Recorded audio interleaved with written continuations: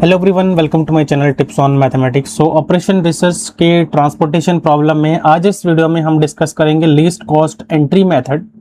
और least cost entry method से पहले मैंने आप लोगों के साथ डिस्कस किया था नॉर्थ वेस्ट कॉर्नर मेथड, और उसमें हमने कॉस्ट निकाला था इसी सेम क्वेश्चन का।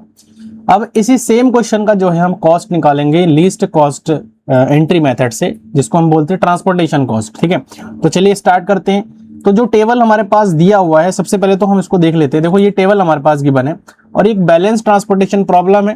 तो बैलेंस ट्रांसपोर्टेशन प्रॉब्लम में अब देखो, चूंकि नाम है हमारा लीस्ट कॉस्ट एंट्री मेथड, ठीक है, तो लीस्ट कॉस्ट में हमें क्या करना होता है, जो इनमें लीस्ट होता है ना भाई, उनको हमें देखना होता है। मतलब ये जो हमारे पास कॉस्ट दी हुई है, इन सभी कॉस्ट में जो है जो लीस्ट है उनको हमें यहां पर देखना है। तो देखो इसमें लीस्ट क्या है, 11 लीस्ट है। तो 11 में हम क्या करेंगे, एलोकेट करेंगे। अब वो कैसे एलोकेट करना है वो अब देख लो। सबसे पहले तो हम इन्हीं टेबल को सबसे पहले इस प्रकार से हम बना लेंगे ताकि हमें थोड़ा सा काम करने में आसानी हो जाए। मतलब यहाँ पर D1, D2, D3 और ये हो जाएगा हमारे पास D4। और इसको थोड़ा सा मैं बढ़ा देता हूँ ऐसे ही। आप लोग भी इस प्रकार से ही बनाना। ये S1, ये S2, यहाँ पर हो जाएगा S3। ठीक है, और यहाँ पर मैंने लिख दिया 13, ये हो गया 11, 15 और ये हो गया 20, साथ में ये 17, ये 14, ये 12, ये 13 और यहाँ पर 18, 15 और ये आ जाएगा 12। ठीक है, अब ये सप्लाई हो जाता है और यहाँ पर मैं नीचे इसके डिमांड को क्या कर देता हूँ, लिख देता हूँ। ये आ गया 3 और 3, 4 और यहाँ पर आ जाएगा 5, 2, 6 और ये आ जाएगा 7 और ये बैलेंस्ड है तो यहाँ पर आपका 15 है। इस चीज का आपको विशेष ध्यान रखना है।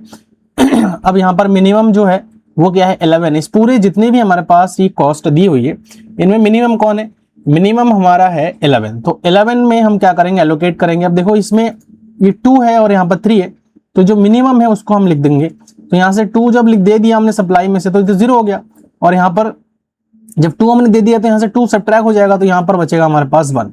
तो ये फर्स्ट टेबल हो गया। ठीक है, अब सेकेंड टेबल को ड्रॉ करते हैं सिमिलरली। अब देखो ये जब 0 हो गया तो ये S1 तो हट जाएगा, तो जो बचेगा हमारे पास वो बचेगा D1, D2, D3 और D4 हमारे पास बचेगा। ठीक है, और S1 तो हट गया है, बचेगा हमारे पास S2 और S3। क्लियर।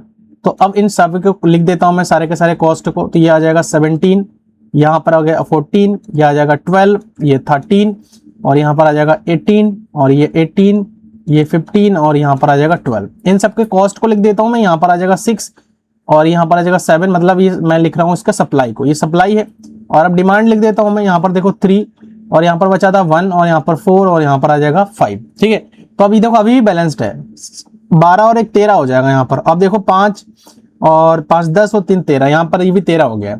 अब इनमें देखो मिनिमम कौन है, 12। यहाँ पर भी 12 मिनिमम हो रहा है। दो जगह 12 है, तो आप कहोगे किस में करें, तो किसी में भी आप कर सकते हो। तो यहाँ पर मैं कर लेता हूँ, देखो 6 और 4, तो यहाँ पर मैं 4 को एलोकेट कर देता हूँ। तो जब 4 को एलोकेट करूंगा तो 0 हो जाएगा और यहाँ पर बचेगा हमारे पास कितना, 2। अगला टेबल बनाता हूँ मैं, थर्ड वाला टेबल बनाता हूं। अब हटा कौन है, यहां से देखो D3 हट गया है, तो D3 को हटा करके लिख देंगे D1, D2 और यहां पर क्या आ जाएगा, D4 आ जाएगा। और यहां पर जो बच रहा है वो S2 और S3। इनको अब एज इट इज हम यहां पर क्या करेंगे, सबका जो कॉस्ट है उनको लिख देंगे, सप्लाई और डिमांड को भी लिख देंगे। तो ये पर यहां पर 17 हो जाएगा, यहां पर आ जाएगा 14 और D3 हट गया है तो यहां पर आ जाएगा 13। ठीक है, इसके लिए भी सेम 18, फिर यहां पर 18 आ जाएगा। फिर उसके बाद जो है यहाँ पर 15 तो हट गया है, यहाँ पर बचेगा हमारे पास 12। अब इनके जो सप्लाई और डिमांड उनको लिख दें। यहाँ पर बचा 2 और यहाँ पर बचा 7 और यहाँ पर आप देख सकते हो 3 और यहाँ पर 1 और यहाँ पर आ जाएगा 5। अभी भी ये बैलेंस्ड है नहीं है, देख लेते हैं। 7, ये 9 हो जाएगा यहाँ पर, और यहाँ पर भी 5 और 4 9 हो गया। अब इनमें मिनिमम कौन है, अब यहाँ पर 12 मिनिमम है, तो इसको हम एलोकेट करेंगे। तो यहाँ पर कितना आ जाएगा, 5। तो 5 एलोकेट कर दिया तो ये तो 0 हो गया और यहाँ पर बचा हमारे पास कितना, 2। अब फोर्थ वाला टेबल बना लेते हैं। ठीक है, फोर्थ वाला जो टेबल है उसको बनाते हैं। तो फोर्थ वाला टेबल में हम हटेगा कौन, देखो D4 हट जाएगा, मतलब D1 और D2 रह जाएगा और S2 और S3 यहाँ पर जो है आ जाएगा। साथ में इनके सबके कॉस्ट और डिमांड सप्लाई को सब कुछ लिख देते हैं। तो यहाँ पर आ जाएगा 14, 17, 14 और यहाँ पर आ जाएगा 18 और यहाँ पर भी आ जाएगा 18, यहाँ पर आ जाएगा 3, यहाँ पर आ जाएगा 1, यहाँ पर आ जाएगा 2, यहाँ पर आ जाएगा 2। अब अभी बैलेंस्ड है, देखो 4 दोनों तरफ से 4 ही हो रहा है। ये सप्लाई हो गया, डिमांड हो गया। इनमें मिनिमम कौन है, 14 मिनिमम है। तो 14 मिनिमम है तो इसमें मिनिमम वाला रिलेट कर देंगे हम इनमें, है ना। डिमांड से, तो 1 हो गया। तो ये तो देखो टोटल अब हो जाएगा 0 और यहाँ पर बचेगा हमारे पास कितना 1। अब फिफ्थ वाला टेबल बनाते हैं।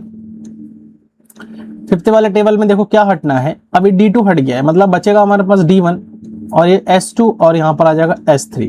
ठीक है, अब यहाँ पर मैं लिख देता हूँ उसको भी, क्या बन जाएगा, क्या बन जाएगा, देखो यहाँ पे D1 बचाना तो 17 यहाँ पर हो जाएगा, यहाँ पर 18 हो जाएगा, और फिर जो बच रहा है उसको लिख देता हूँ मैं। S2 में 1 है और यहाँ पर है 2 और यहाँ पर हमारे पास 3 आ जाएगा। ये डिमांड है और ये सप्लाई है। अब देखो इसको मैं 1 एलोकेट कर दूंगा और इसको मैं 2 एलोकेट कर दूंगा, क्योंकि यहाँ पर अब मिनिमम का कोई केस नहीं है। अब इसको एक बार टेबल और बनाना चाहते हो तो खाली में स्टेप बढ़ जाएगा, उससे बेहतर है कि आप यहीं पर ही इसके जो है जो कॉस्ट आ रहा है उनको आप एलोकेट कर दीजिए। ठीक है, सप्लाई डिमांड को। अब देखो बात आती है कि अब ये तो पूरा हो गया, अब मैंने यहाँ पर भी देखो 0 हो जाएगा, ये भी 0 हो गया। अभी 3 सप्लाई और डिमांड 0-0 जब तक नहीं होता तब तक हमें ये स्टेप्स फॉलो करनी पड़ती है। तो ये हमने 0-0 कर दिया है। एंड देन उसके बाद अब क्या होता है कि हमें कॉस्ट निकालनी होती है। तो सबसे पहले तो ये जो टेबल है, अब इस टेबल में हमें जो है एलोकेट करनी पड़ती है वैल्यूज को। तो मैं क्या करता हूँ, इस टेबल में एलोकेट कर देता हूँ मैं वो सारे के सारे वैल्यूज को। देखो S1 D2 में 2 आया है, S1 D2 में 2 आया है, तो मैं यहाँ पर क्या करता हूँ 2 एलोकेट कर देता हूँ। सेकंड टेबल में देखो यहाँ पर 4 आया, मतलब S2 D3 में 4 आया, S2 D3 में 4 आया, तो आप इस प्रकार से एलोकेट कर सकते हो। यहाँ पर 4 मैंने लिख दिया। थर्ड वाले में देखो S3 D4 में 5 आया है, S3 D4 में यहाँ पर 12 में कितना आया है 5 आया, तो मैंने इसको एलोकेट कर दिया है। इसके बाद इसमें आ गया S2 D2 में हमारे पास 14 में 1 आया, S2 D2 14 में हमारे पास कितना आया 1 आया, तो मैंने इसको एलोकेट कर दिया है। सिमिलरली इसके लिए S2 D1 में 1 आया है, S2 D1 में 1 आया है, ऐसे ही S3 D1 में 2 आया है, तो मैंने इसको क्या कर दिया एलोकेट कर दिया। अब सारे के सारे जो टोटल ट्रांसपोर्टेशन जो कॉस्ट अब हमारे पास आ रहा है, मैं इनको सबको लिख देता हूं। देखो यहाँ पर 11 × 2 आ जाएगा, आपको पता ही है कि ये सब तो हमने कर ही रखा है। फिर इसमें आ जाएगा 17 × 1 प्लस यहाँ पर आ जाएगा 14 × 1, है ना, 14 में भी 1 ही एलोकेट हुआ था। फिर आ जाएगा 12 × 2 प्लस 12 × 4 प्लस यहाँ पर आ जाएगा हमारे पास 18 × 2 प्लस यहाँ पर आ जाएगा 12 × 5। अब सबको मैं क्या कर देता हूँ मल्टीप्लाई कर देता हूँ। देखो 11 दूनी 22 आ जाएगा, 17 एकम 17 आ जाएगा, 14 एकम 14 आ जाएगा, 12 चक्को 48 प्लस 36 और यहाँ पर आ जाएगा 60। तो 22 17 14 48 36 और यहाँ पर आ जाएगा 60। तो जब इन सबको मैं ऐड करूंगा तो ऐड करने पर आ रहा है 197। क्लियर। तो ये हमारे पास आ गया है टोटल ट्रांसपोर्टेशन कॉस्ट, जिसको हमने फाइंड आउट किया है लीस्ट कॉस्ट एंट्री मेथड से। अब मैं आपको एक चीज दिखाता हूं। देखो जब हमने north west corner method solve किया था तो 199 आया है, तो क्या कॉस्ट में कोई फर्क पड़ा है? अभी 197 आया है, तो कितने रुपए का फर्क पड़ा है भाई? कितने रुपए का फर्क पड़ा है? यहाँ पर जो है 2 रुपए का आपको फर्क पड़ गया, तो बहुत बचत है। अगर आप किसी बिजनेस में 2 रुपए को बचा रहे हो, इसका मतलब आप बहुत बचा रहे हो। ठीक है, तो ये चीज यहाँ पर आपको मिलता है। अब इसके बाद जो है ना, मैं इसमें जो है जो हमारा अगला मेथड आएगा उसको जो है हम बताने वाले हैं, और जो अगला हमारे पास मेथड है वो है वोगल्स अप्रोक्सीमेशन मेथड। तो वोगल्स अप्रोक्सीमेशन मेथड में भी हम देखेंगे कि सेम क्वेश्चन सॉल्व करने की कोशिश करेंगे, और उसमें भी देखेंगे कि कॉस्ट कितना आ रहा है। उसमें भी मुझे लगता है कि घटना चाहिए, क्योंकि जितना जितना हम मेथड को आगे बढ़ाते जाते हैं तो हमारा जो है जो ट्रांसपोर्टेशन कॉस्ट है वो हमारा मिनिमाइज होता जाता है। तो आशा करता हूँ कि इस लेक्चर में जितना मैंने आपको बताया है वो अच्छे से क्लियर हो गया है। कोई डाउट्स है तो आप कमेंट बॉक्स में मेरे को लिख सकते हैं। ठीक है, साथ ही साथ जो है हमारे व्हाट्सएप और जो टेलीग्राम चैनल है उसको आप लोग ज्वाइन कर सकते हो, एंड देन वहाँ पर हमें डायरेक्ट मैसेज भी कर सकते हो कि आपका अगर कोई डाउट है तो उसमें आप भेज सकते हो। देन उसको संडे को हम स्पेशल लाइव क्लास में उसको हम क्या करेंगे, सॉल्व करेंगे आपके डाउट्स को।